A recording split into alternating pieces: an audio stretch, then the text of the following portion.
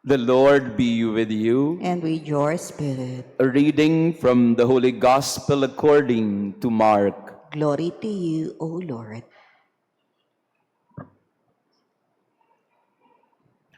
The Spirit drove Jesus out into the desert, and he remained in the desert for 40 days, tempted by Satan. He was among wild beasts, and the angels ministered to him. After John had been arrested, Jesus came to Galilee, proclaiming the gospel of God. This is the time of fulfillment. The kingdom of God is at hand. Repent and believe in the gospel. The gospel of the Lord. Praise to you, Lord Jesus Christ. Please be seated. Praise be Jesus Christ. Now and forever. Laudetur Jesus Christus. Semper Semper laudetur. laudetur. Magandang umaga sa ating lahat, mga kapatid. It's a beautiful Sunday morning. Hindi ho bawal ngumiti sa panahon ng Kwaresma, kaya pakibati din ang katabi natin ng good morning. Happy Sunday. At sa ating mga online parishioners, thank you for being with us this morning. Kung kayo po ay nakatunghay, nakasubaybay sa atin, meron po tayong sinimulang listahan ngayong panahon ng Kwaresma, and we call it 40 Stations of Lent. Ang kadalasang alam natin na yung 14 Stations of the Cross. At tradisyon din po yon na madalas nating ginagawa pag Kwaresma. Pero sa mga sinaunang Kristiyano, meron din silang tradisyon ng tinatawag na Staciones of Lent. Ito po yung kanilang pagpunta, pagbisita sa mga iba't ibang simbahan.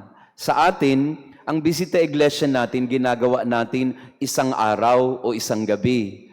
Pero sa mga sinaunang Kristiyano, pag pumasok ang Miyerkules ng Abo, araw-araw, pupunta sila sa isang simbahan, magpupuresisyon, papunta sa kabila. And they call it staciones. Stacio or station means stop. So they have 40 stops for Lent in the olden church or in the old Christians, among the old Christians. Kaya yun din ang binabaybay natin ngayon. We are now in the 5th station or 5th stop of Lent. Ang atin pong pagninilayan sa umagang ito ay into the desert. Sa desyerto tayo sa araw na ito. Kahapon, pinagnilayan natin yung mesa, the table of hope. Nung isang araw ay pinagnilayan din natin ang paglalakbay patungo sa puso at kalooban. Ngayon naman, titigil tayo sa larawan ng desyerto. The desert. The Spirit drove Jesus out into the desert, and he remained in the desert for 40 days, tempted by Satan. Dito po nanggaling ang tradisyon ng Kwaresma o ang ating tinatawag na Lent. 40 araw na paghahanda natin para sa muling pagkabuhay. Nagsimula noong Miyerkules ng Abo. At ngayon si Jesus ay pumasok sa kanyang 40 araw ng pag-aayuno sa disyerto. And we join Jesus. I explained yesterday that Lent is primarily the journey of Jesus. And we just want to join him in this journey and in this retreat and pilgrimage. 40 araw nasa desyerto, tinutukso ni Satanas. Babalikan din natin sa unang pagbasa ang 40 araw. Kung inyo pong babasahin ang 8 kabanata ng aklat ng Genesis, ang binasa po natin sa unang pagbasa ay Genesis chapter 9. But if you go back a little to chapter 7 and chapter 8, you will find there that the Lord rained down on the earth for 40 days and 40 nights, so that he could wipe out from the face of the earth every being that he created. That's in Genesis 7:4. Apat na pong araw at gabi na bumaha para lipulin ang lahat ng nasa mundong ito na nilikha ng Diyos. In Genesis chapter 8 verse 6, at the end of 40 days, Noah opened the hatch of his ark. Pakalipas ng 40 araw, nakita na ulit ang lupa at binuksan ni Noe ang kanyang sasakyan, ang kanyang arko. In Genesis chapter 9, our first reading today, God said to Noah and to his sons, "See, I am now establishing my covenant with you." Hindi ko na ulit lilipulin ang sangkatauhan. Magsisimula tayo ulit. Sa Ebanghelyo, 40 araw at gabi, si Jesus ay nasa disyerto. Sa unang pagbasa, 40 araw at gabi na mayroong pagbaha. At pakalipas ng 40 araw, nakitang muli ang lupa, nawala na ang baha, at nagsimula ulit ang sangkatauhan. So from these two readings, we are given the idea of the Lenten retreat. Si Jesus sa disyerto, si Noe sa kanyang arko. At yun din ang ating ginagawa sa panahon ng Kwaresma. In one way or another, we are entering into the desert. We are entering into our own ark. We are retreating so that we can reckon our lives once again. Para pag nilayang mabuti, ano yung mga bagay na dapat nating ayusin sa ating mga sarili. Si Jesus, tinukso ng diablo ni Satanas. Sa disyerto, ito rin ang lugar ng pagsubok. It is also the place of testing, a time of hardship and adversity for Jesus. And many of us also go through our own deserts and testings in our life. We are tested in so many ways. What are testings for? Para saan ang mga pagsubok na ito? Siguro yun ang madalas na tanong natin. Bakit ba napakarami ng pagsubok, napakarami ng mga problema ang kailangan kong pagdaanan sa buhay ko? One way of looking at adversity in life is it's test. It's a test. You are being tested. Minsan po ako po inaanyayahan na mag-bless ng isang napakalaking factory, plastic factory. Sila po yung gumagawa ng mga spare parts ng mga motor. Yan, sa kanila sila yung mga gumagawa ng mga plastic na mga bahagi ng motor. At habang ako po'y umiikot, pinapaliwanag sa akin ng iba't ibang mga bahagi ng factory. Merong painting area, yung pinipinturahan, yung mga plastic. Meron yung hinuhulma ang mga plastic, ang mga tapalodo, kung ano man yung mga bahagi ng mga motorsiklo. Yun ang kanilang negosyo. And then sa dulo, nung napakahabang proseso ng paggawa ng mga spare parts ng motor, ay nandun naman yung siguro mga ilang linya ng mga kababaihan, younger o young women. They're all young women at nakapila sila. Lahat sila ay parang may mga microscopic vision. Nandun yung ilaw sa harap nila at wala silang ibang tinitingnan, hindi sila pwedeng i-distract ng mga ibang tao kasi nakatutok lang sila sa kanilang ginagawa. At tinanong ko yung nagpapaliwanag, sino yung mga young girls or young ladies na yan, young women na yan? Bakit puro babae? Ang sabi niya kasi, Father, yung mata ng babae matalas. Kasi yung section na yan, Father, yaan ang quality control. Bago ilabas ang mga produkto sa aming factory, dadaan sa kanila. At nung nilapitan ko yung mga trabahador, totoo nga, bawat pyesa na lumalabas sa kanilang mga hulmahan, hinahawakan nila, pinapaikot-ikot mga ilang beses, hinahaplos-haplos, tinitingnan kung mayroong mga sabit o kaya may mga problema sa produkto. Quality control bago nila ilagay sa mga boxes for delivery. Yun ang ibig sabihin ng testing. You're being tested not because you are being punished. You are being scrutinized because you are being polished so that you are ready for something more. That's what happened to Jesus in the desert for 40 days. He was tested by Satan, not because God did not love him, but because he was being tested to prepare him for his ministry. Sabi po ng isang manunulat, you get tested the most when it's time for you to level up. So don't break. These testings are but preparations for you for the next level.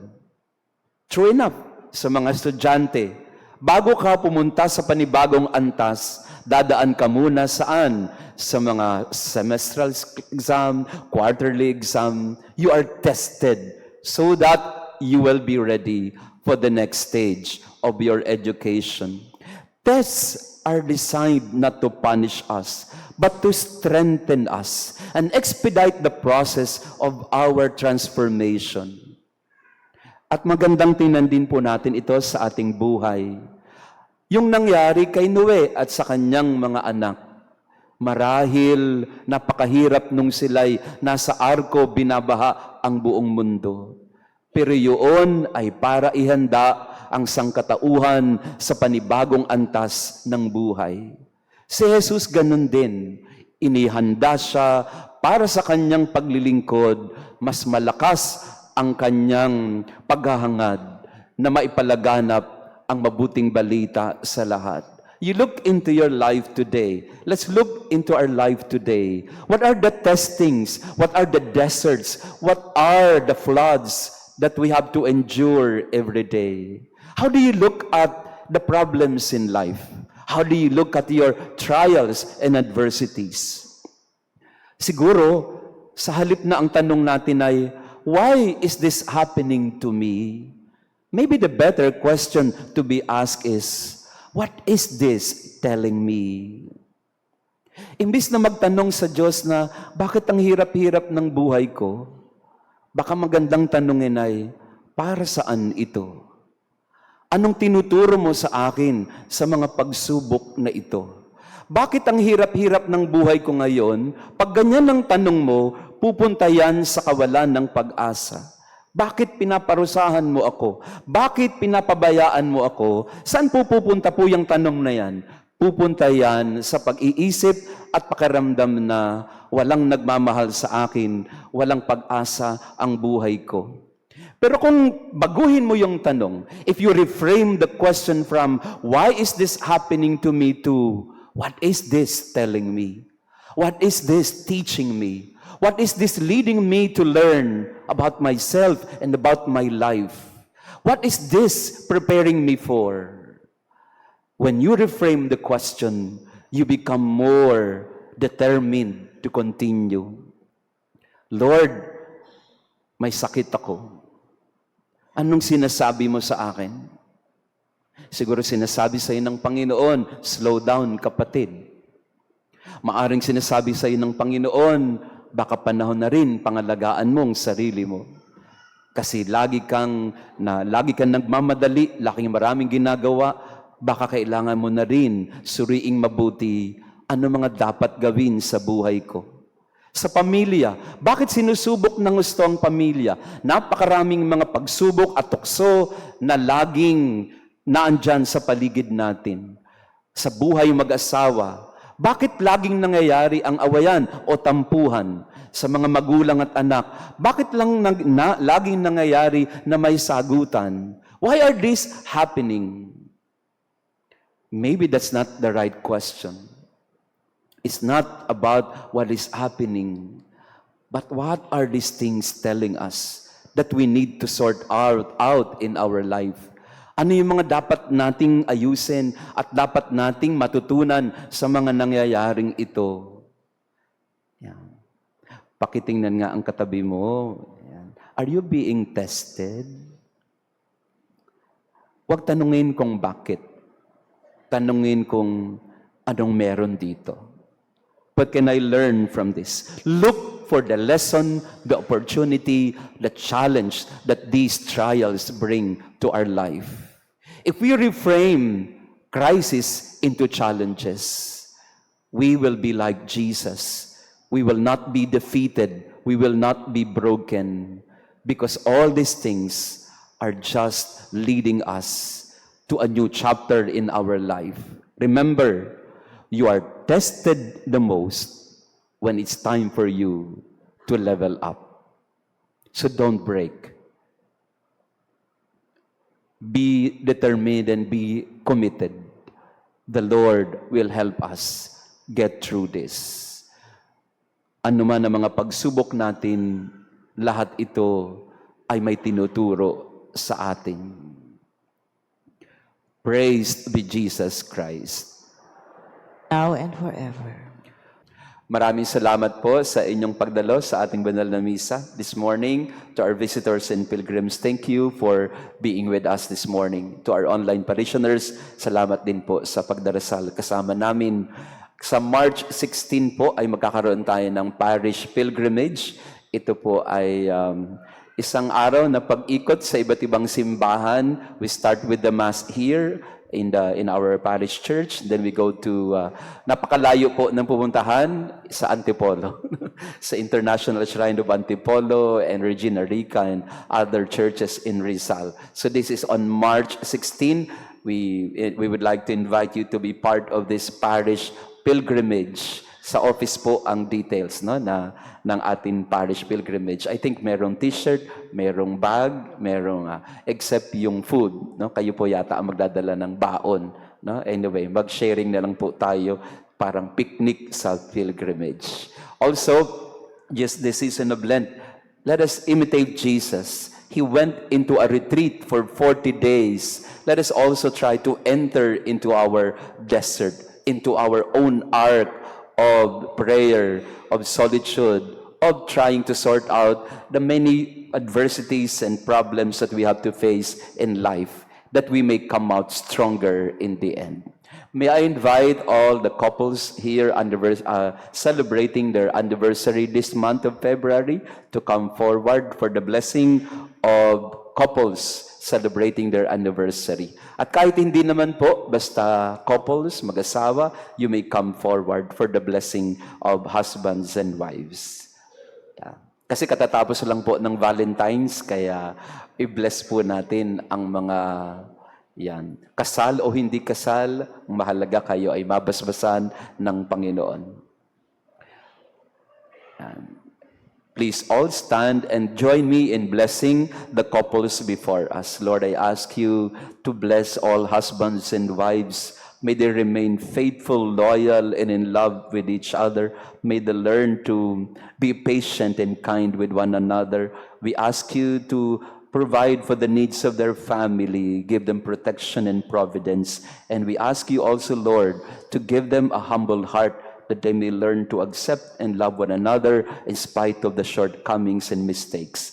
I ask you to bless their families today and every day, the Father, the Son, and the Holy Spirit. Amen.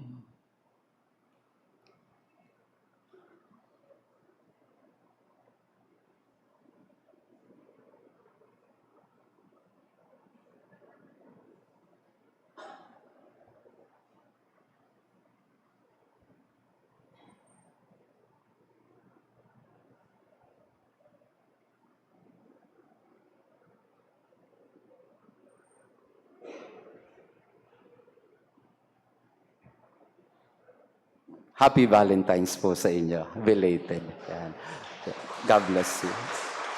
The Lord be with you. And with your spirit. And may our loving God bless you and your family, the Father, the Son, and the Holy Spirit. Amen. Our Mass has been offered. Go in peace to love and serve the Lord. Thanks be to God.